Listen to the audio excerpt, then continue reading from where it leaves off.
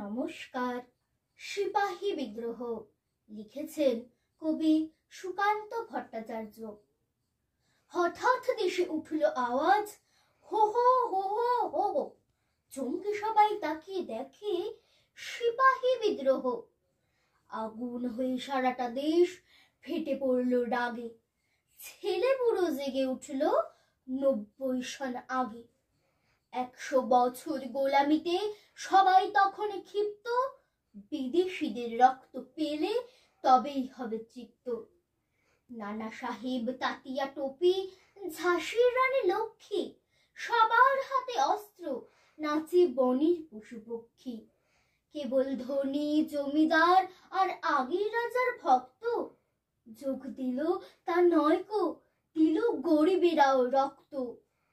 সবাই জীবন তুচ্ছ করে, মুসলমান ও হিন্দু, সবাই দিতে রাজি তাদের প্রতি রক্ত বিন্দু।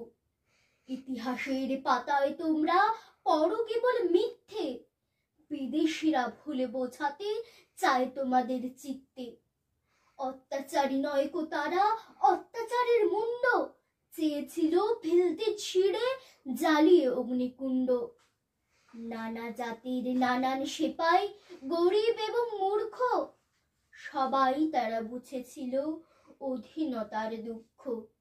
তাই তো তারা স্বাধীনতার প্রথম লড়াই লড়তে এগিয়েছিল মরণ বরণ করতে। আজকে যখন স্বাধীন হবার শেষ লড়াইয়ের ডঙ্কা উঠছে বেজে, কোনো দিকেই নেই কোনো শঙ্কা।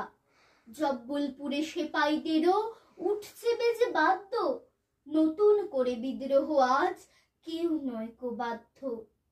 তখন এদের স্মরণ করো নিত্য, এদের নামে এদের পণে শানিয়ে তোলো চিত্ত।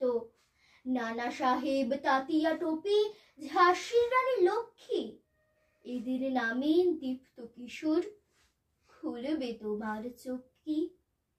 নমস্কার।